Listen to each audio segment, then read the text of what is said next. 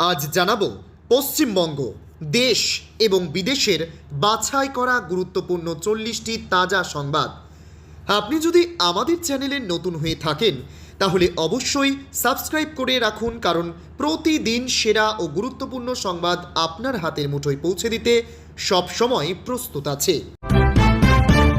আয়ুষ্মান ভারতের সুবিধা পাবেন না কারা? কোন পেশায় থাকলে মিলবে না কার্ড?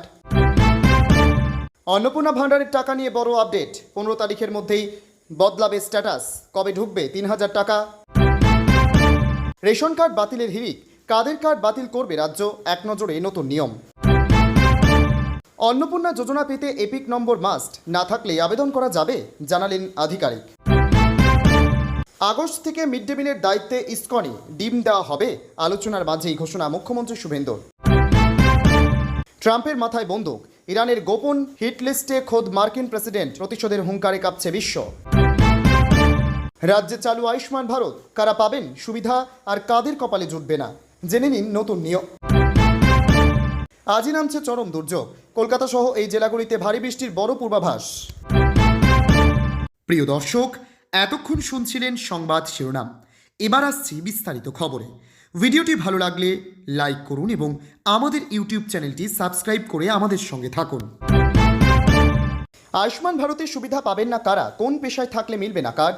মমতা বন্দ্যোপাধ্যায়ের সরকারের আমলে বাংলায় আয়ুষ্মান ভারত প্রকল্প চালু হয়নি। বদলে রাজ্যবাসীর জন্য স্বাস্থ্যসাথী নামে স্বাস্থ্য বীমা প্রকল্প চালু করেছিলেন মমতা। এবার রাজ্যে বিজেপি সরকার ক্ষমতায় আসার পর চালু করা হয়েছে কেন্দ্রীয় প্রকল্প আয়ুষ্মান ভারত। ইতিমধ্যে রাজ্যবাসীর কাছে এই প্রকল্প আবেদনের সুযোগ খুলে দেওয়া হয়েছে, কিন্তু প্রত্যেক বাসিন্দা এই প্রকল্পের সুযোগ পাবেন না। মূলত 70 বছর ও তার বেশি বয়সী ব্যক্তিরা এই প্রকল্পের আবেদন করতে পারবেন, তবে সেক্ষেত্রেও কিছু বাধ্যবাধকতা আছে। উল্লেখ্য, যারা আয়ুষ্মান ভারত প্রকল্পের সুবিধা পাবেন না তাদের জন্য নতুন স্বাস্থ্য বীমার কথা ঘোষণা করেছেন মুখ্যমন্ত্রী শুভেন্দু অধিকারী। মুখ্যমন্ত্রী স্বাস্থ্য বীমা প্রকল্প চালু করার সিদ্ধান্ত নিয়েছে রাজ্য সরকার। সেক্ষেত্রে আয়ুষ্মান ভারতের মতোই 5 লক্ষ টাকা পর্যন্ত ক্যাশলেস চিকিৎসা পাওয়া যাবে। অন্নপূর্ণা ভাণ্ডারের টাকা নিয়ে বড় আপডেট। 15 তারিখের মধ্যেই বদলাবে স্ট্যাটাস। কবে ঢুকবে 3000 টাকা? রাজ্যের জনপ্রিয় অন্নপূর্ণা ভাণ্ডার প্রকল্পের তৃতীয় কিস্তির টাকা পাওয়া নিয়ে উপভোক্তাদের মধ্যে উদ্বেগ ও জল্পনা তুঙ্গে। 1 জুলাই অনেক যোগ্য উপভোক্তার অ্যাকাউন্টে 3000 টাকা না পৌঁছানোই শোরগোল পড়ে যায়। বহু মহিলার আবেদনের স্ট্যাটাস এখনও হয়ে রয়েছে। তবে এবার এই জটিলতা কাটাতে চূড়ান্ত সময়সীমা ঘোষণা করল প্রশাসন। জানা গিয়েছে, ভেরিফিকেশনের সমস্ত কাজ সম্পূর্ণ করার জন্য 10 জুলাই পর্যন্ত সময়সীমা বেঁধে দেওয়া হয়েছে এবং 15 জুলাইয়ের মধ্যে পোর্টালে সমস্ত তথ্য আপলোড করার নির্দেশ দেওয়া হয়েছে। মমতা সরকারের আমলে জনপ্রিয় লক্ষ্মীর ভাণ্ডারের ধারাবাহিকতায় এই নতুন প্রকল্প মহিলাদের কাছে অত্যন্ত গুরুত্বপূর্ণ হয়ে উঠেছে। প্রথম ও দ্বিতীয় কিস্তির টাকা সফলভাবে প্রদানের পর এবার তৃতীয় কিস্তির টাকা দেওয়ার প্রস্তুতি ব্যস্ত সরকার। তবে এবারের টাকা প্রদানের ক্ষেত্রে কঠোর ভেরিফিকেশন প্রক্রিয়া অনুসরণ করা হচ্ছে। যদি আপনার নথিতে কোনো ভুল না থাকে এবং আপনি প্রকল্পের সমস্ত শর্ত পূরণ করেন, তবে আগামী 15 তারিখের পর নতুন স্ট্যাটাস আপডেট হওয়ার সাথে সাথে আপনার টাকা পাওয়ার বিষয়টি নিশ্চিত হয়ে যাবে। এই ভেরিফিকেশন প্রক্রিয়াটি আসলে স্বচ্ছতা বজায় রাখার একটি অংশ। অযোগ্যদের নাম বাদ দিয়ে শুধুমাত্র প্রকৃত অভাবী মহিলাদের হাতেই যাতে এই 3000 টাকা পৌঁছায় তা নিশ্চিত করতে সরকার কোনো আপোষ করতে রাজি নয়। অন্নপূর্ণা ভাণ্ডারের এই তৃতীয় কিস্তি নিয়ে কোনো আপডেট বা বিভ্রান্তি এড়াতে শুধুমাত্র সরকারি বিজ্ঞপ্তি বা নির্ভরযোগ্য তথ্যের ওপর ভরসা রাখুন। খুব শীঘ্রই আপনার স্ট্যাটাস বদলাতে চলেছে, তাই প্রয়োজনীয় নথি বা ব্যাংক সংক্রান্ত তথ্য প্রস্তুত রাখুন। রেশন কার্ড বাতিলের হিড়িক। কাদের কার্ড বাতিল করবে রাজ্য? এক নজরে নতুন নিয়ম। পশ্চিমবঙ্গ জুড়ে রেশন ব্যবস্থা নিয়ে বড়সড় প্রশাসনিক পরিবর্তনের ইঙ্গিত মিলল। কেন্দ্রীয় সরকারের নির্দেশিকা অনুযায়ী রাজ্যের এমন প্রায় 17.5 লক্ষ রেশন কার্ড হোল্ডারকে চিহ্নিত করা হয়েছে যারা বিনামূল্যে রেশন পাওয়ার যোগ্য নন। দ্রুতই এই কার্ডগুলি বাতিলের প্রক্রিয়া শুরু হতে চলেছে। মূলত স্বচ্ছতা বজায় রাখতে এবং প্রকৃত যোগ্য প্রাপকদের সুবিধার্থে কেন্দ্রীয় সরকার রাজ্যগুলিকে এই কার্ড বাতিলের সুপারিশ করেছে। পশ্চিমবঙ্গ সরকার কেন্দ্রীয় নির্দেশ মেনে তথ্য যাচাইয়ের কাজ শুরু করেছে। মূলত নিম্নলিখিত ব্যক্তি বা পরিবারের কার্ড বাতিলের সম্ভাবনা রয়েছে। সরকারের পক্ষ থেকে জানানো হয়েছে সরাসরি কার্ড বাতিল করার আগে তথ্য যাচাই করা হবে, অর্থাৎ যাদের নাম তালিকায় রয়েছে তাদের নথিপত্র পুনরায় খতিয়ে দেখা হবে, তারপরে চূড়ান্ত সিদ্ধান্ত গ্রহণ করা হবে। অন্নপূর্ণা যোজনা পেতে এপিক নম্বর মাস্ট, না থাকলে আবেদন করা যাবে, জানালেন আধিকারিক। অন্নপূর্ণা যোজনার আবেদন শুরু হয়েছে প্রায় 1.5 মাস হতে চলল, তবে এখনও অনেকের মনে ফর্ম ফিল আপ সংক্রান্ত নানান প্রশ্ন ও সংশয় রয়েছে। বিশেষত ভোটার কার্ড তৈরি না হলে অথবা না থাকলে এই প্রকল্পে আদৌ আবেদন করা যাবে কিনা অনেকের মনেই এই প্রশ্ন আছে। সহজ তথ্য মিত্র কেন্দ্রের আধিকারিক অমিত মালাকার জানান, অন্নপূর্ণা যোজনার আবেদন করতে গেলে যে নথি দরকার হয় তার মধ্যে অন্যতম ভোটার কার্ড। ভোটার কার্ড না থাকলে আধার কার্ড সহ অন্যান্য নথির মাধ্যমে কিভাবে এই সরকারি প্রকল্পের আবেদন করা যাবে তা পরবর্তী করণীয় কি সে বিষয়ে সরকারি আধিকারিকরা প্রয়োজনীয় নির্দেশনা দিয়ে দেবেন। এছাড়াও সহজ তথ্য মিত্র কেন্দ্রের এই আধিকারিক বলেন, ইতিমধ্যে যারা ভোটার কার্ডের জন্য আবেদন করেছেন তারা ভোটার সার্ভিসের পোর্টালে গিয়ে আবেদনের বর্তমান অবস্থা চেক করতে পারেন। কার্ড যদি তৈরি হয়ে যায় সেখান থেকে ডিজিটাল ভোটার কার্ড ডাউনলোড করে নেওয়া যাবে। তিনি আরও জানান, নতুন ভোটার হিসেবে আবেদন করলে আবেদনকারীর কাছে আবেদন স্লিপ অথবা রেফারেন্স নম্বর থাকে। সেই কাগজ নিয়ে স্থানীয় বিডিও অথবা এসডি অফিসে যেতে পারেন। সংশ্লিষ্ট নথির ভিত্তিতে আধিকারিকরা প্রয়োজনীয় পরামর্শ দেবেন। অমিত বলেন, অন্নপূর্ণা যোজনার আবেদন জমা দেওয়ার আগে সব প্রয়োজনীয় নথি তৈরি রাখা উচিত। ভোটার কার্ড নিয়ে কোনো সমস্যা থাকলে অবিলম্বে সংশ্লিষ্ট সরকারি দপ্তরে যোগাযোগ করতে পারেন। এতে আবেদন প্রক্রিয়ার জটিলতা এড়ানো যাবে। অগাস্ট থেকে মিড ডে মিলের দায়িত্বে ইসকন, ডিম দেওয়া হবে? আলোচনার মাঝেই ঘোষণা মুখ্যমন্ত্রী শুভেন্দুর। অগাস্ট থেকে কলকাতা এবং সংলগ্ন এলাকার স্কুলগুলিতে মিড ডে মিল সরবরাহ করার দায়িত্বে ইসকনই।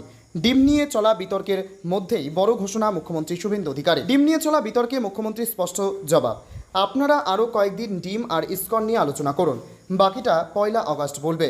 অর্থাৎ কলকাতা এবং সংলগ্ন স্কুলগুলিতে মিড ডে মিল সরবরাহের দায়িত্বে ইসকনকেই দেওয়া হচ্ছে। তা স্পষ্ট মুখ্যমন্ত্রী শুভেন্দু অধিকারীর বক্তব্যে। এই সংস্কৃতি থেকে বিচ্যুতি ঘটবে না, আমরা ইসকনকেই মিড ডে মিল খাবার সরবরাহ করার জন্য উদ্যোগ নিচ্ছে। পাইলট প্রজেক্ট হিসাবে পুরো কলকাতাকেই এই দায়িত্ব দেওয়া হচ্ছে বলেও জানান মুখ্যমন্ত্রী। এহেন সিদ্ধান্ত ঘিরে আগেই বিতর্ক হয়েছে। প্রশ্ন উঠেছে, মিড ডে মিল থেকে ডিম বাদ দিলে কিভাবে পুষ্টি সম্ভব? এমনকি মিড ডে মিল বিতরণের সঙ্গে বহু স্বনির্ভর গোষ্ঠী জড়িত। এহেন সিদ্ধান্ত কার্যকর হলে অনেকের কাজ হারানোর আশঙ্কা প্রকাশ করে কলকাতা হাইকোর্টে মামলাও দায়ের হয়। এ বিষয়ে রাজ্য সরকারকে হলফনামা জমা দেওয়ারও নির্দেশ দিয়েছে কলকাতা হাইকোর্ট। এর মধ্যে এদিন মুখ্যমন্ত্রীর ঘোষণা যথেষ্ট তাৎপর্যপূর্ণ বলেই মনে করা হচ্ছে। ট্রাম্পের মাথায় বন্দুক, ইরানের গোপন হিটলিস্টে খোদ মার্কিন প্রেসিডেন্ট। প্রতিশোধের হুঙ্কারে কাঁপছে বিশ্ব। আমেরিকা ও ইরানের সংঘাত এখন চূড়ান্ত পর্যায়ে। একদিকে মার্কিন প্রেসিডেন্ট ডোনাল্ড ট্রাম্পের ক্রমাগত সামরিক হুঁশিয়ারি, অন্যদিকে তেহরানের গোপন হিটলিস্ট। পরিস্থিতির ভয়াবহতা বাড়িয়ে খোদ মার্কিন প্রেসিডেন্ট ডোনাল্ড ট্রাম্পকে নিকেশ করার সরাসরি হুমকি দিয়েছেন ইরান। ইরানের বর্তমান সুপ্রিম নেতা মোস্তাবা আলী খামেনির প্রথম প্রকাশ্য বার্তার সঙ্গে এই চাঞ্চল্যকর হিটলিস্টের তথ্য প্রকাশ্যে এসেছে। মোস্তাবা খামেনি এক বিবৃতিতে স্পষ্ট জানিয়েছেন, প্রতিশোধ আমাদের জাতির ইচ্ছে। এই অপরাধীরা যারা তালিকায় আছে তারা আর কোনো দিন শান্তিতে ঘুমোতে পারবে না। ওদের সেরা কমান্ডারদের মেরে ফেলা হয়েছে। এমনকি খামেনির উত্তরসূরি মোস্তাবা খামেনিও গুরুতর জখম। সে 90% শেষ।